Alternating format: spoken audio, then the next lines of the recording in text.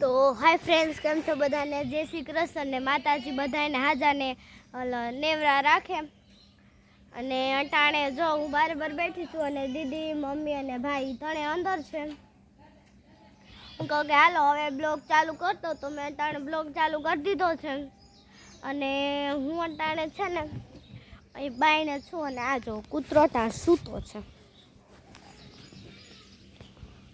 આ એક અમારો કૂતરો છે ને બીજો વાં છે.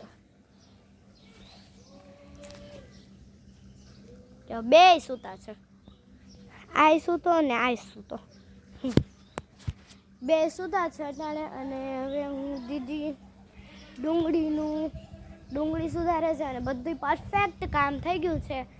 મેં દીદીએ બધું પરફેક્ટ કામ કરી નાખ્યું. મમ્મીને તો 3 મહિના લગીને કંઈ કામ કરવાનું છે નહીં, એટલે મેં દીદીએ બધું પરફેક્ટ કર્યું છે. અને ભાઈ જો રોવે છે અટાણે.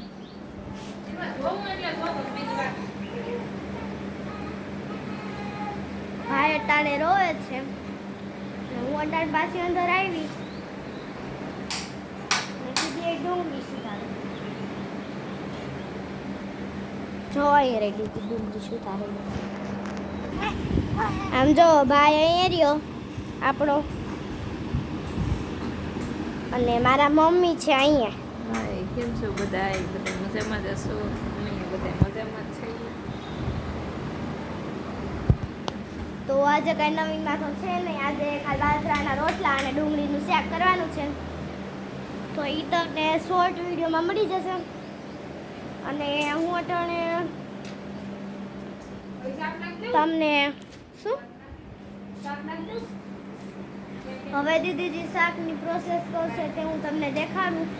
ડુંગળીના શાકની પછી હાલો તો ડુંગળીના શાકની દીદીએ ડુંગળી સુધારી પછી પછી રાઈ જીરું આપણે મને તો હજી આવડતું નથી. હું એમની જોઉં કે કેમ કરે છે એ બધું. હું હજી તો એ જોઉં છું કેમ કરે ને કેમ નથી કરતા. તો હાય ફ્રેન્ડ્સ, જો ટાણ દીદી આ ઝીણી ડુંગળી સુધારી છે.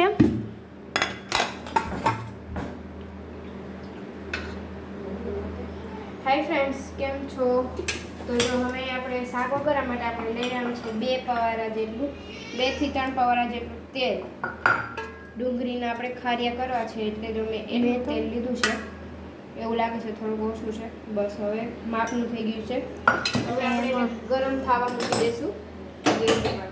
આપણે ફૂલ રાખશું એટલે આપણું શાક ફટાફટ ચડી જશે. અને હવે આપણે આ ડુંગળી છે તો તેમાં થોડોક આપણે મસાલો નાખીશું. હવે દીદી કયો મસાલો નાખે હું પણ જોઉં અને તમે પણ જોવો. તો જો સ્વાદ પ્રમાણે મીઠું જશે,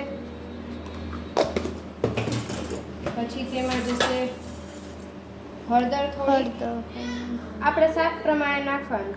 પછી અત્યારથી મેં થોડીક ચટણી નાખી છે, કેમ કે પછી આપણે જ્યારે શાક વઘારશું ત્યારે વઘાર કરશું ત્યારે આપણે ચટણીનો યુઝ કરશું.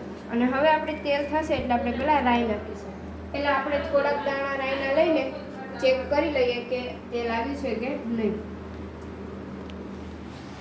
તો જો હજી તેલ આવ્યું નથી, બાકી તેલ આવ્યું હોત તો આપણી આ રાઈ છે કે તરત ફૂટવા માંડી હોત.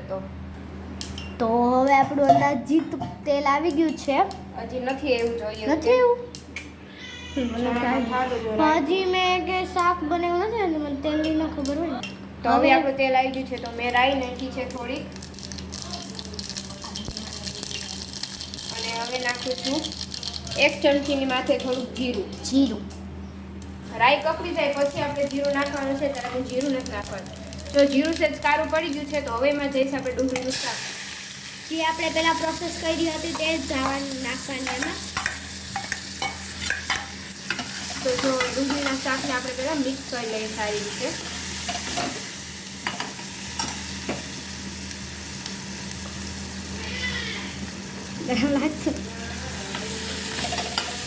હવે સ્લો ગેસ કરીને આપણે જરાક વાર એને એમ ચડાવવા દઈશું. પછી આપણે તેમાં આપણે નાખીશું 1 વાટકો જેટલું પાણી.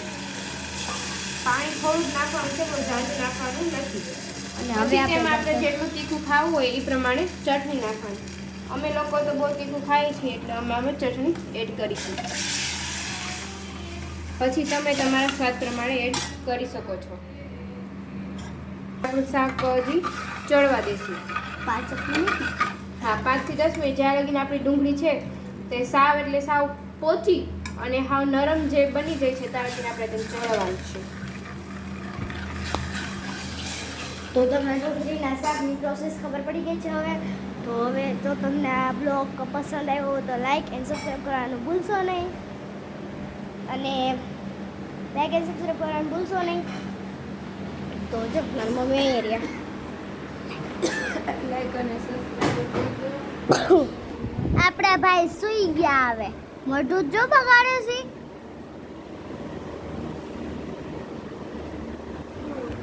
તો હવે આ જાસા સાથે અમારો બ્લોગ અહીંયા પૂર્ણ કરીએ છીએ. અને અમારો બ્લોગ કેવો લાગ્યો કોમેન્ટમાં કહેજો.